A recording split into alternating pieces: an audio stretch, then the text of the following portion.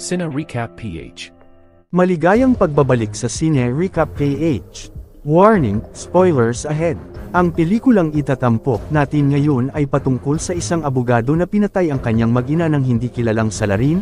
Sinisisi niya ang sarili sa pagiging walang panahon sa pamilya pero ito din ang nagbigay sa kanya ng lakas para hanapin ang may gawa. Ang pelikulang ito ay ang American action thriller film na ipinalabas 2017 na pinamagatang Acts of Vengeance. Bago tayo magpatuloy, paki-like ang video at mag-subscribe na din sa channel na ito. Maraming salamat.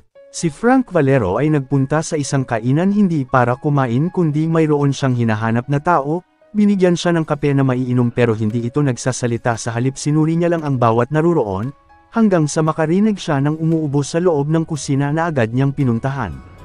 Isinara nito ang pintuan para walang ibang makakapasok, at hinarap ang tagaluto sa kusina ng restaurant na hindi alam ang dahilan kung bakit niya ito ginagawa.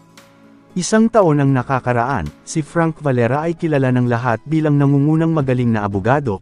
Siya ay naninirahan sa marangyang pamumuhay kasama ang anak na si Olivia at ang asawa na si Susan.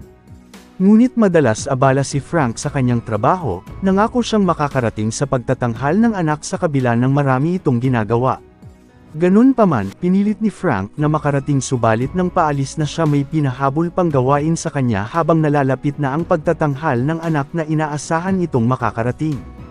Maya-maya pa tinawag na ang bata para magtanghal, patungo na sana si Frank pero naiipit ito sa matinding trapiko habang nagsisimula na ang bata sa pagpapakita ng kanyang talento sa pagkanta ng paboritong awitin ng ama.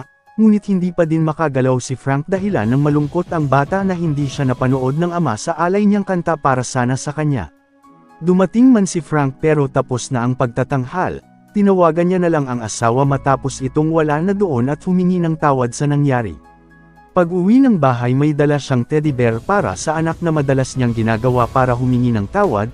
Nakatanggap si Frank ng mensahe mula sa asawa para mapanood niya ang pagtatanghal ng anak na hindi nito naabutan. Nang lumalalim na ang gabi, tinawagan niya ulit ang asawa sa pag-alalang hindi pa sila umuwi. Biglang may dumating na mga pulis sa bahay niya at isinama siya kung saan natagpuan ang asawa at anak niyang itinapon ang patay nilang katawan sa isang imburnal. Sa libing ng mag-ina, sinisisi si Frank ng biyenan kung bakit namatay ang kanyang anak. Dahil sa trabaho nito bilang abogado na hinihinalang ito ang kabayaran at ayaw na siyang makausap pa kahit kailan. Malaking dagok sa buhay ni Frank ang pagkawala ng mag-ina, at inaalala na lang ang masasayang sandali na kasama niya pa ito. Kalaunan bumisita siya sa istasyon ng pulis para alamin ang progreso sa kaso ng mag-ina kung may lead na ang mga pulis. Ang detective walang nakuha sa crime scene bukod sa nakitang gintong sinulid pero common na ang mga ganitong sinulid kahit saan. Wala ring witness na nakakita sa pangyayari ngunit ang alam ng pulis ang lugar ay kontrolado ng Russian Mafia. Hindi rin masasabi kung pagnanakaw ang motibo dahil iniwan lang doon ang sasakyan ng kanyang asawa. Subalit ang ikinaiinis ni Frank abala sa telepono ang detective na tila hindi nito siniseryoso ang kaso. Dumating ang isa pang pulis na si Hank Strode para tawagin ang detective dahil ipinatawag siya ng hepe. Hiningi na lang ni Frank ang file record sa kaso ng mag-ina pero ayaw itong ibigay ng detective. Bago umalis si Frank, kinausap siya ni Hank at pinapalakas ang loob sa nangyari sa pamilya. Paglabas ni Frank may nakita itong bar sa malapit, nagpunta na muna siya doon at nagpakalasing pero may nakita siyang mga Russian na pumasok sa isang pintuan. Sumunod ito doon at narinig ang ingay kung saan may nagaganap palang underground fight sa loob. Napagtanto ni Frank na hindi madaling makuha ang hustisya sa pamilya. Sinisisi niya na lang ang sarili sa kapabayaan at nawala sa katinoan dahilan ng ginulpi siya doon.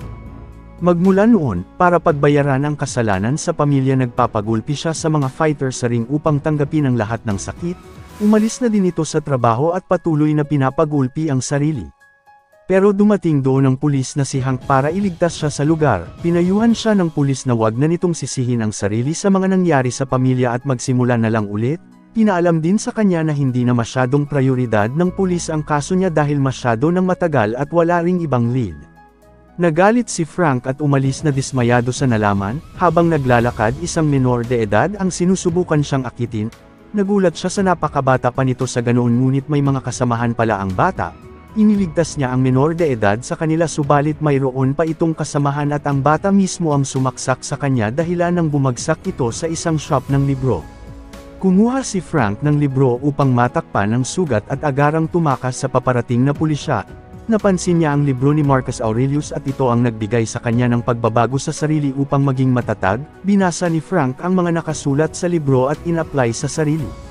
Dahil dito nagsimulang baguhin niya ang sarili at nag-aral ng iba't ibang martial arts para lumakas.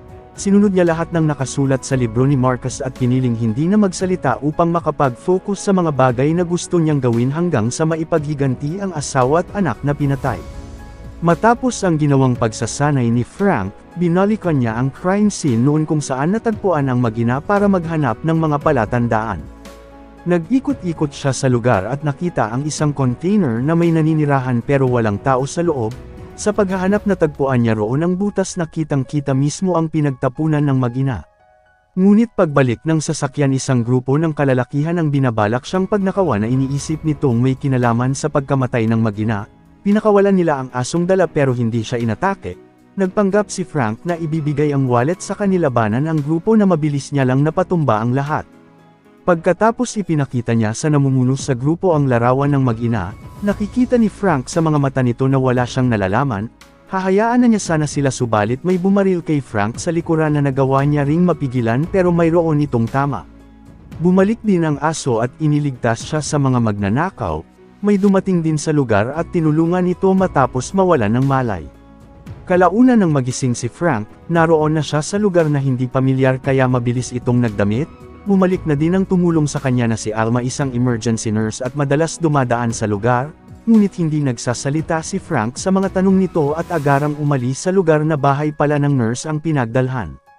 Nakita niya sa labas ang aso na tila hinihintay siya nito.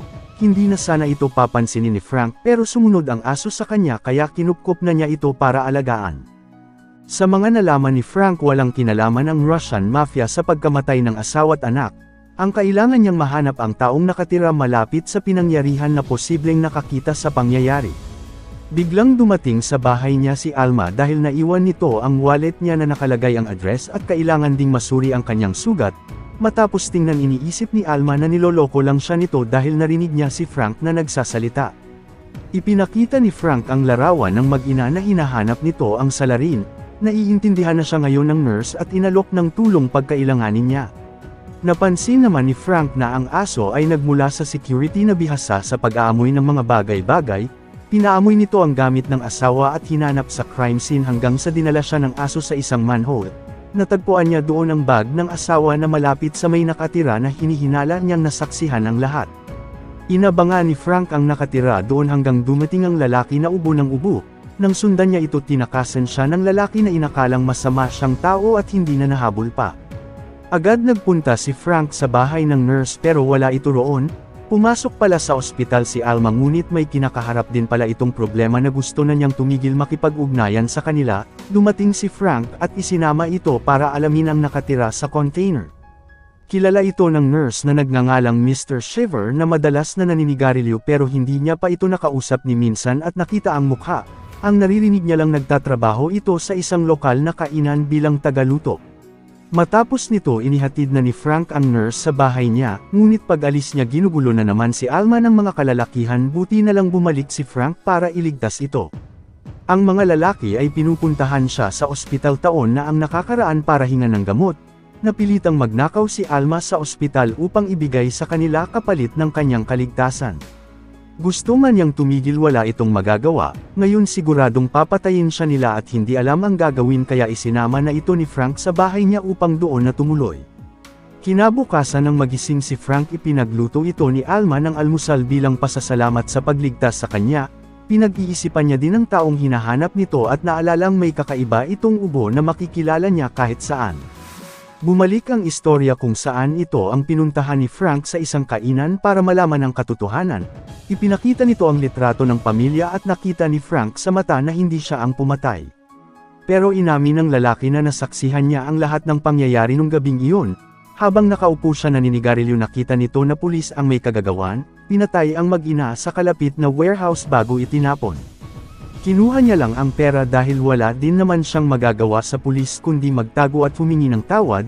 Umalis na din agad si Frank nang marami ng tao sa labas kumakatok. Sumunod nito nagpunta si Frank sa istasyon ng pulisya, habang abala ang lahat pumuslit siya sa opisina ng detective upang alamin kung sino ang naka-duty sa area nung gabi na nangyari ang krimen, subalit laking gulat niya makita ang pulis na tumulong sa kanya kung saan ito si Hank pero hindi pa siya sigurado. Kalaunan sa bahay ni Hank nakasubaybay si Frank sa galaw ng pulis sa hindi kalayuan upang malaman ang totoo. Sinundan niya ang pulis na lumabas na nagtungo sa isang fighting match para makipaglaban. Araw-araw itong sinusubaybayan ni Frank na nagpapalit-palit ng sasakyan upang hindi makahalata para makahanap ng kasagutan. Isang umaga pumasok ang pulis sa trabaho. Nakita niya kung saan ito iniiwan ang susi kaya nagkaroon ng pagkakataon si Frank na makapasok at nakita na mayroon itong anak na babae. Sa kanyang paghahanap sa loob nakita nito ang uniforme ng pulis na tila na naghimulmol ang pagkakatahi. Naalala niya ang pagkahalintulad nito sa gintong sinulid na nakita noon sa crime scene. May nakita din siyang sikretong cabinet, natagpuan niya doon ang isang bag at nang buksan laking gulat nitong puro litrato niya ang nilalaman. Napagtanto ni Frank na paghihiganti sa kanya ang motibo ng pulis kung bakit nito pinatay ang mag-ina. Dahil nung dinukot at pinatay ang anak ni Hank siya ang abogado ng mga sospek at naipanalo niya ang kaso. Kalaunan pag-uwi ng pulis, may nakita itong litrato sa sasakyan na may nakasulat na magkikita sila sa warehouse ngayong gabi. Agad na nagtungo roon si Hank at nakita ang sasakyan sa loob na nag-aantay sa kanya. Paglabas nito bumaba na din si Frank at nang sandaling makilala siya tinangka itong patayin ng pulis, pero mabilis na nakapagtago si Frank na ngayon alam na ng pulis na nalaman na ni Frank ang ginawa niya. Nagkaharap ang dalawa sa laban ng mano-mano, ngunit nakakalamang ang pulis dahil doon siya magaling pero hindi nagpapatalo si Frank. Subalit nakapulot ng maliit na bakal ang pulis at ginamit niya kay Frank, tinangka na niya itong tapusin pero nakalaban pa si Frank at binawian ng pulis kung saan ginamit nito ang bakal sa kanya, ngunit pinili nitong wag gayahin ang pulis sa ginawa sa kanyang mag-ina, ipinaubaya na ni Frank na ang batas na ang magparusa sa pulis. Sa huli, binisita ni Frank ang mag-ina sa sementeryo matapos makuha ang hustisya para sa kanila. Dito na nagtatapos ang ating kwento, sana nagustuhan nyo. I-like ang video at mag-subscribe na din sa channel na ito. Maraming salamat sa panunood, hanggang sa muli. Paalam!